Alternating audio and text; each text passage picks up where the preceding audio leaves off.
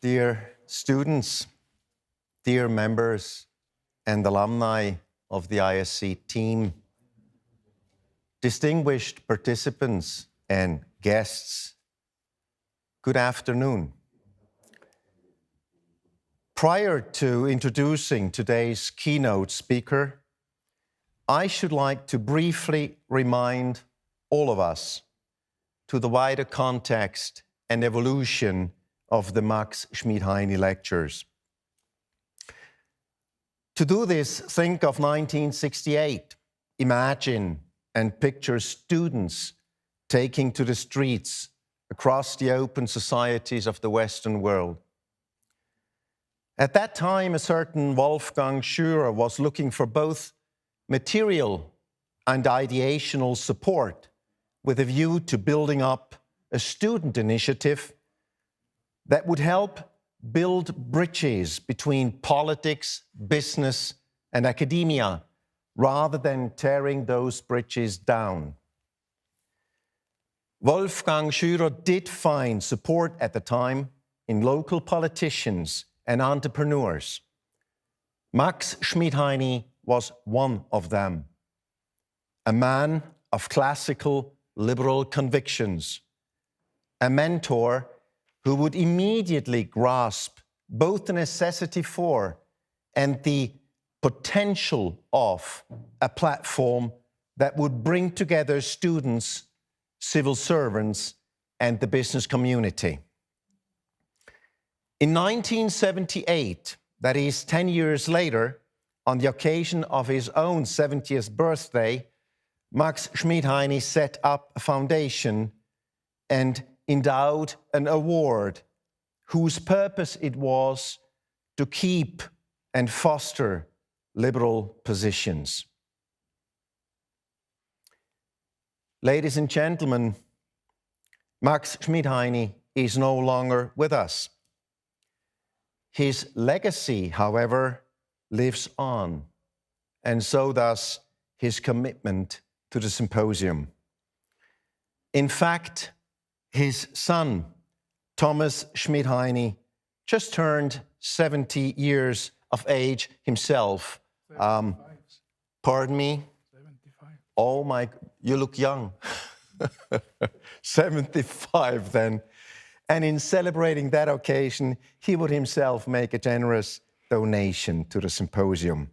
If the St.Gallen Symposium is alive and kicking today, it is not only, but also due to your continued support, both ideational and material. As its current president, you, Thomas Schmidheiny, have reoriented the focus of the foundation, for example, by sponsoring one special lecture during each symposium. Thanks so much for being with us today. Thanks for allowing us to thank you in person. And if I may, looking back, what on earth is behind your motivation? What drives you to keep supporting the St.Gallen Symposium? Thank you. I think the most important drive for me is basically that young people bring at the same table entrepreneurs, public servants, and students. And this model for me is something so unique. And if we can keep that going, I think we do a great job. And in looking around the world where we can put some money back to work, I think this is a wonderful opportunity. And it's in the cantons of St.Gallen where I live, so it's I think, a wonderful application. Standortpolitik, as we say, long-term. Absolutely. Fostering. No, it's a recognition. It's much more than standard. I think I'm well treated in this canton, so I think I also want to treat everything of value, which I think brings value and creates value, and want to support. After looking back, looking into the future, as far as you are concerned, what are key components of what the symposium and the students themselves should, be doing, and what should they avoid so as to keep the symposium afloat and alive? my recommendation, it's naturally sort of a vision, is that we should avoid being only digital. And now, I think it just looked at the studios, absolutely great. But I think one of the big strengths of this ESC commitment to liberalism and what is the dialogue person to person, the small talks during the dinners or the discussion in the groups. And I think this physical connection is such a wonderful platform. And for me, there are basically two messages. One is some years ago, and I still remember this, there was as a participant, you got a plaquette on which was a very interesting reading, and what that was, a stranger is a friend we haven't met. And for me, ESC is always exactly that is the definition. I met a lot of strangers, and I went back and had a lot of friends. And I think this is the quality, the academy behind. And the other one is, I'm a fan of learning. And I created within Holcim at that time the faster learning organization. So everybody learns from everybody.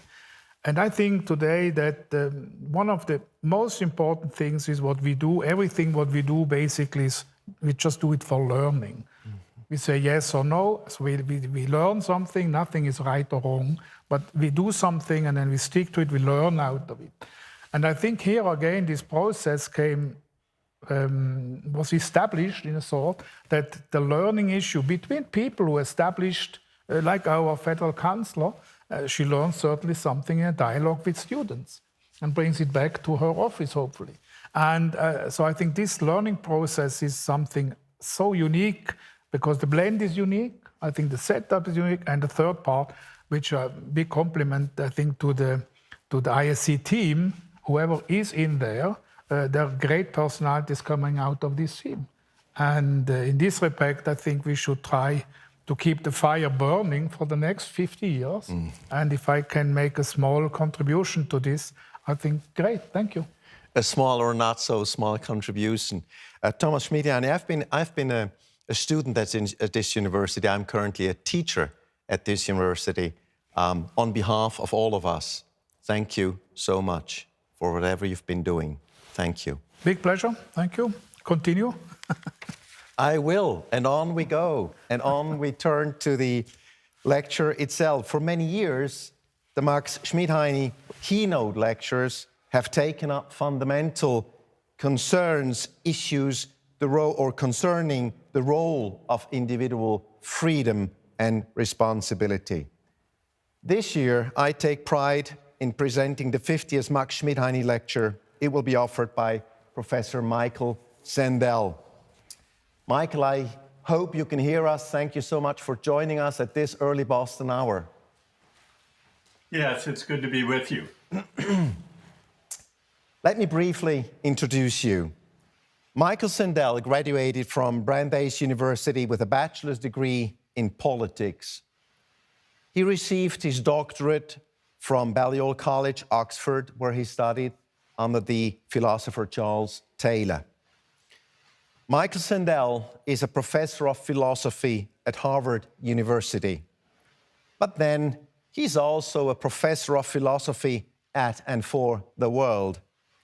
His writings on justice, ethics, democracy, and markets have been translated into something like 27 languages. Not 2, not 7, but 27 languages. Throughout your career, Michael Sandell, you have been a pioneer in the use of new technology to promote public discourse, from television down to edX. Your lectures on justice were Harvard's first to be made freely available online. Ever since, your global lectures have taken you across 5 continents and packed venues such as, and listen to this, you know, the dream of every teacher, I suppose, St. Paul's Cathedral in London, the Opera House in Sydney, the Public Theatre in New York, and last not least, an outdoor stadium in Seoul, South Korea, where only just 14,000 people came to hear you speak.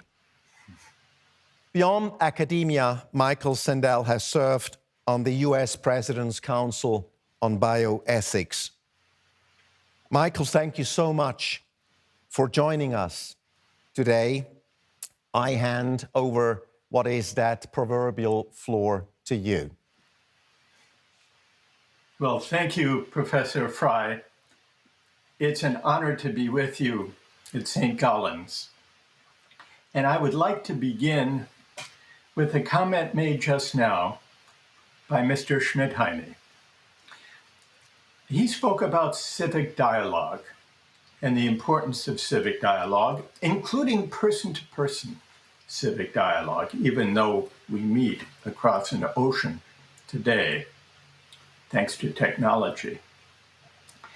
I think the challenge of restoring civic dialogue goes right to the heart of the challenges facing our societies at a time when trust, civic trust, has been eroded. What passes for public discourse these days consists either of narrow managerial technocratic talk, which inspires no one, or when passion enters, we have shouting matches, where partisans and ideologues and politicians shout past one another without really listening. I think this hollowness, this emptiness in the terms of public discourse is what frustrates citizens in democratic societies around the world. I think citizens everywhere are hungry for the kind of learning that Mr. Schmidheiny just mentioned, and hungry for a public life of larger meaning, a public life oriented to, in dialogue about, the common good. But we don't have very much of that today. And as a result, we have a serious erosion of trust in democratic societies. We have a loss of trust in governing elites. We have a loss of trust, and I would say rightly so, in the governing political project of recent decades. And finally, we have declining trust in one another, in our fellow citizens. What I would like to do in these brief remarks, and then to hear discussion, dialogue, especially with young people who may be participating, I'd like to try to give an account of what's gone wrong. Why are our societies so deeply polarized? I mentioned the lack of trust in governing elites. This has partly to do with the fact that in recent decades, we have embraced a narrow technocratic conception of the common good. And in purely practical terms, governing elites have not governed very well over the past 4 decades. Think back to the elites who governed during in the United States in the decades from, say, 1940 to 1980. They were far more successful than the governing elites of the past 4 decades. That generation of elites won World War II, helped rebuild Europe and Japan, strengthened the welfare state, dismantled segregation, and presided over 4 decades of economic growth that flowed to rich and poor alike. By contrast, the elites who have governed over the past 4 decades, what have they achieved? They brought us 4 decades of stagnant wages for most workers, inequalities of income and wealth not seen since the 1920s.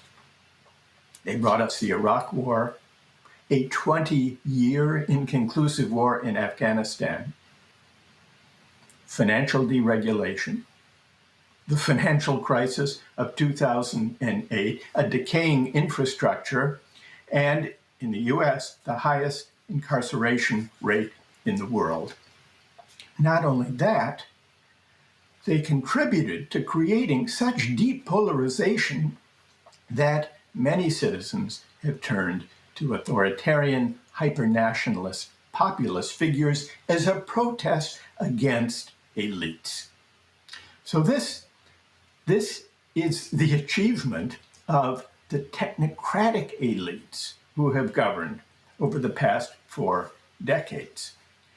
But not only has it been a failure of governance, a technocratic way of thinking about the common good has narrowed the civic project. Today, the common good is understood mainly in economic terms. It's less about cultivating solidarity or deepening the bonds of citizenship than it is about satisfying consumer preferences as measured by the gross domestic product. And this has made for an impoverished public discourse. It's also made for deep polarization. Now, what brought us to the polarized, rancorous political moment that we've been living through for the past few years? For decades, the divide between winners and losers has been deepening, poisoning our politics, setting us apart. This has partly to do with the widening inequalities of recent decades. But it's not only that.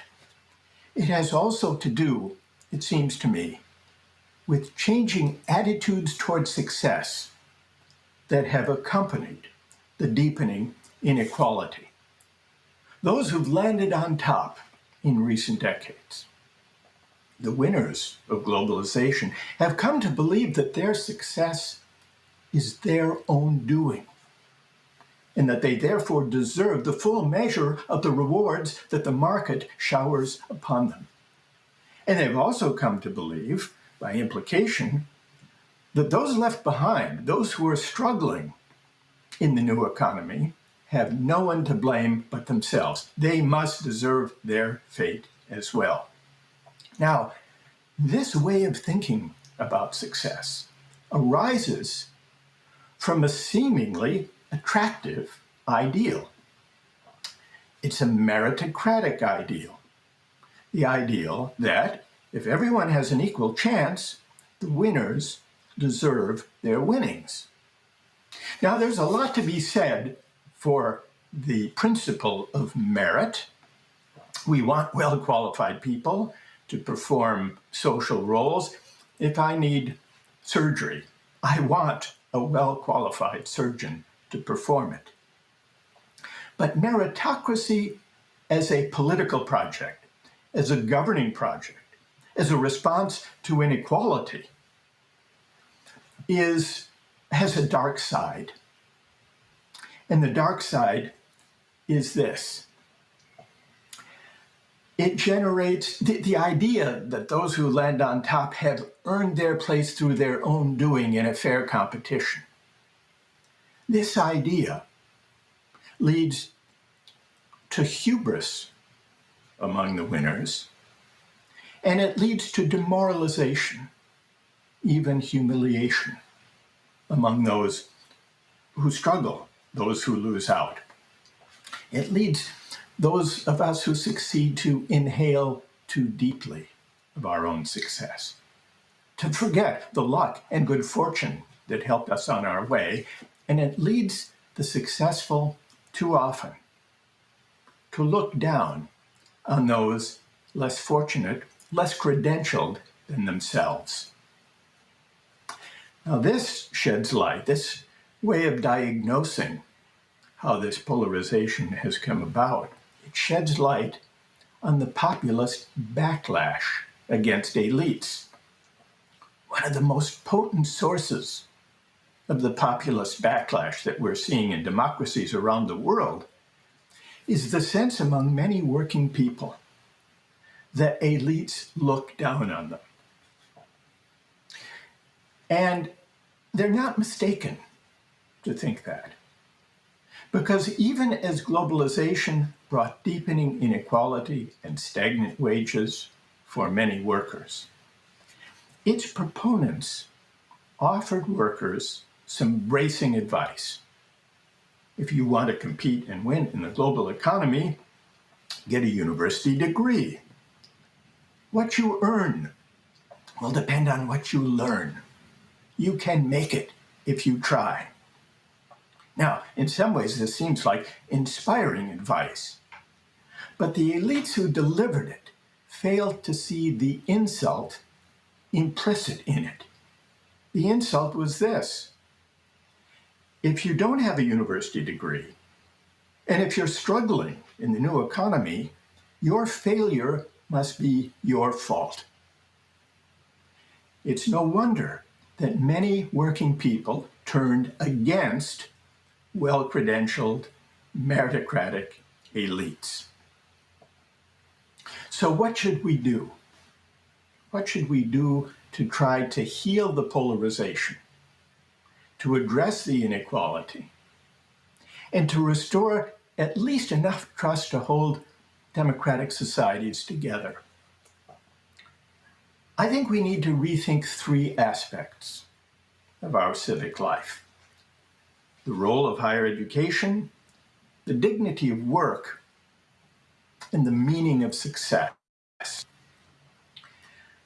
We should begin by reconsidering the role of higher education as the arbiter of opportunity.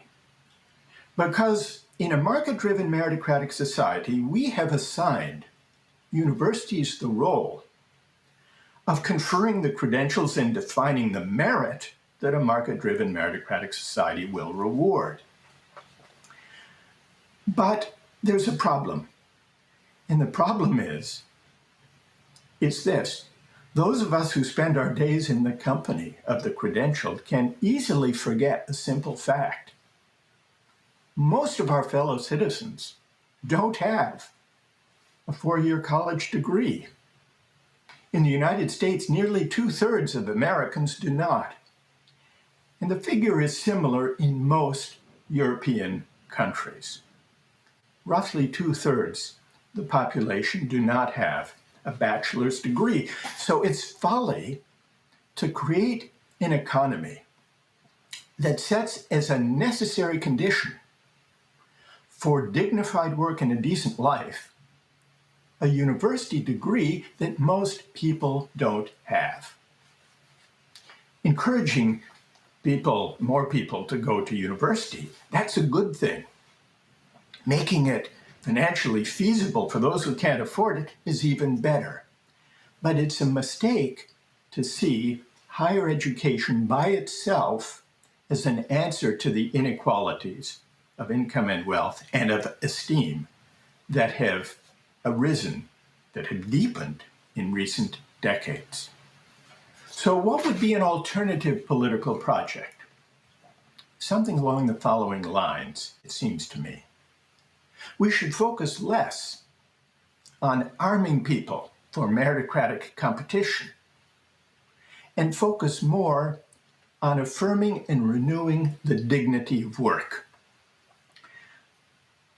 By the dignity of work, I mean a political project that takes as its primary question, how can we make life better for those who may not have prestigious credentials or a university degree, but who nonetheless make essential contributions through the work they do, the families they raise, and the communities they serve. So we should renew the dignity of work and put it at the center of our politics. We need to remember that work is not only a way of making a living, it's also a way of contributing to the common good and winning social recognition and esteem, honor, respect for having done so. One of my great political heroes was Robert F. Kennedy. who shortly before he was assassinated in 1968 was running for president. And this is what he said about work. Fellowship, community, shared patriotism. These essential values do not come from just buying and consuming goods together. They come instead from dignified employment at decent pay, the kind of employment that enables us to say, I helped to build this country. I am a participant in its great public ventures. This civic sentiment, this civic understanding of the importance of work as a mode of contribution and recognition is largely missing from public life and from civic discourse these days. Why is this so? Well, as economic activity has shifted in recent decades from making things to managing money, as society has lavished rewards on elite professionals, the esteem accorded work in the traditional sense has become fragile and uncertain. We easily slide into the assumption that the money people make is the true measure of their contribution to the common good. But this is a mistake. Martin Luther King explained why. Shortly before he was assassinated, he traveled to Memphis, Tennessee, to speak to a group of striking sanitation workers, garbage collectors. And this is what he said to them. The person who picks up our garbage is, in the final analysis, as significant as the physician. Because if he doesn't do his job well, diseases are rampant. And then he ended by saying, all labor has dignity. We can take a lesson from our experience in the current pandemic. The pandemic has highlighted inequalities that existed before the pandemic came along. And one of the starkest expressions of those inequalities is the divide between those of us who had the luxury of working from home during the pandemic and those who either have lost their jobs or to perform their jobs have to expose themselves to significant risk. But one lesson we've learned, those of us who've been working from home, is how deeply we depend on workers we often overlook. I'm thinking not only of the hospital workers, but also of delivery workers, warehouse workers, grocery store clerks, truck drivers, home healthcare workers, childcare workers. These are not the best paid or the most honored workers in our societies. And yet now we are calling them essential workers. So this could be the beginning of a broader debate about how to bring their pay and recognition into better alignment with the importance of the work they do. Finally, we need to reconsider the meaning of success. And by we, I mean those of us at this symposium who have enjoyed some measure of success. And this rethinking involves a kind of moral, even spiritual turning. It means questioning our meritocratic hubris. It means asking, for example, do I morally deserve the talents that enable me to flourish? For that matter, is it my doing that I live in a society that happens to value the talents I happen to have? Insisting that my success is my own doing, that I am self-made and self-sufficient, thinking this way about one's fate in life, makes it hard to see myself in other people's shoes. On the other hand, appreciating the role of luck in life, appreciating my indebtedness to those who made my achievements possible, can prompt a certain humility, can prompt the thought, there, but for the accident of fate, or the grace of God, or the mystery of circumstance, go I. This spirit of humility is the civic virtue we need now. It is the beginning of the way back from the harsh ethic of success that drives us apart. It points beyond, or could point beyond, this moment of deep polarization and mistrust. It could point us toward a less rancorous, more generous public life, or so I hope. Professor Frei? Professor Sandell, thank you very, very much for your thoughts. You probably are the first Ivy League professor to question the merit of the meritocratic system, but thanks for doing so in such a thought-provoking manner. If I may start out with the Q&A, and perhaps let's start at that personal level, because you did explicitly address all of us here at the symposium supposedly enjoying the very measure of success, even here as we sit and speak.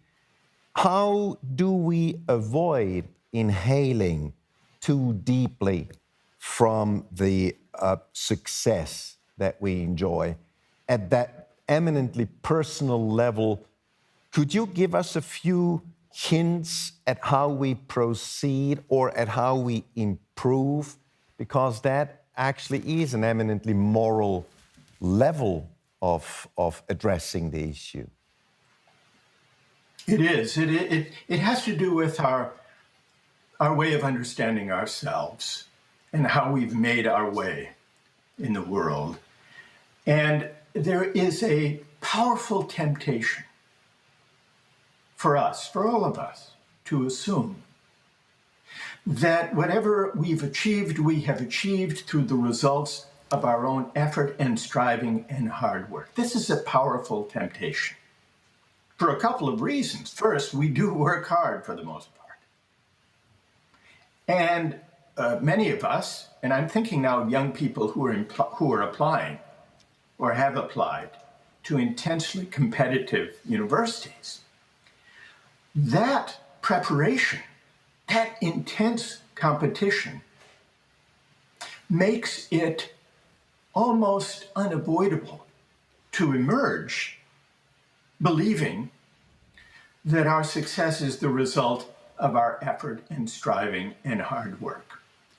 But this can obstruct us in living a good life. It can obstruct us in getting a good education. Here I'm speaking especially to the students in attendance, because I find that there's a danger, and I see it in my students, that having survived the highly competitive, pressure-packed, anxiety-inducing, meritocratic gauntlet to win admission to a competitive university, we're tempted to think it was our own doing. And the competitive instinct is hard to shake, and that can obstruct our learning. It can obstruct our exploratory stance toward our education. It can prevent us from stepping back from the striving and the competing long enough to ask ourselves, what's worth caring about and why? What are my passions? What are my intellectual interests? What do I really want to do with my life? So this would be one corrective that I think is important, especially for successful university students. Mm-hmm. But more than that, I think we need all of us to reflect beyond our effort on our indebtedness, on family, teachers, community, country, the times in which we live. We are indebted for our achievements to all of these relationships and communities. And so I think we need to prompt ourselves to think beyond the idea that we are self-made and self-sufficient, to remember not only the role of luck and good fortune that helped us on our way, but also our indebtedness. Because from that sense of indebtedness that sense of indebtedness can open us to a sense of responsibility for the wider community, which made our success possible. Thank you. If we move from the personal to the institutional level, what are implications of your critique of meritocracy for the political system itself? If we look at governments, parliaments, chambers of parliament, courts, all of them are replete with people who bring those credentials. So how would we actually manage to make the political systems themselves, render them more inclusive, and bring in people of different venues of life, or, as you write in your book, complement technocratic expertise with practical wisdom that we seem to lack today? Yes. Well, it's a really important question, Professor Frei. And I would say this. Of course, we want to be governed by those who are well qualified to govern. But it's a mistake to assume that that means those with the fanciest degrees or credentials, for just the reason you mentioned. Governing well requires more than technocratic expertise. It requires, and this goes all the way back to Aristotle, it requires practical wisdom, practical judgment. And that includes the ability to deliberate with one's fellow citizens about justice and the common good, which is to say that to deliberate well requires the ability to identify with people from all walks of life. And if we look at representative government today and at parliaments, it is striking how limited is the range of the population actually represented in parliaments. In the American Congress, almost without exception, just a small handful of people have made their way to the US Senate or House of Representatives without a university degree, even though 2/3 of Americans do not have such a degree.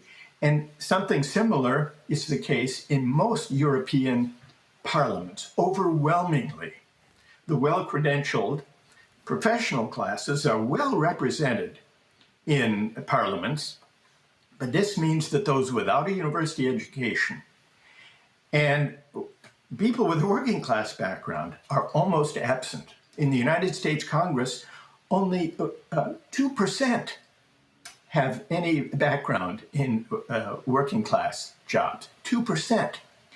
And the lack of presence in European parliaments of those without a university degree is at the level that was seen back in the days in the 19th century of the property qualification. So the age of meritocracy and credentialism has reproduced the skewed representation and lack of inclusion that goes all the way back to the 19th century. It doesn't have to be this way. I think we need to make representative government more inclusive, and not only to deliberate better from a broader perspective about what really matters, but also to restore trust, the theme of this symposium, Professor Frei. Thank you. Let me take a first question from the audience.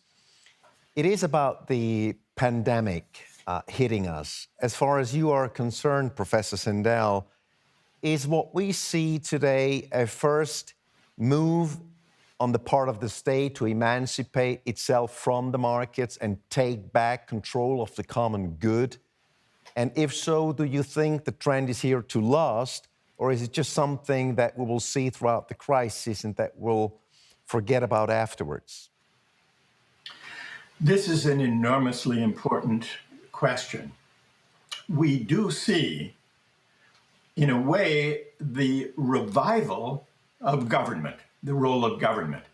Because for 4 decades, going back to the early 1980s, we've been fed a steady diet of the mantra of the political project that says, going back to Ronald Reagan and Margaret Thatcher, government is the problem, markets are the solution, and the market faith went deeper than that. The market faith essentially said that market mechanisms are the primary instruments for defining and achieving the public good.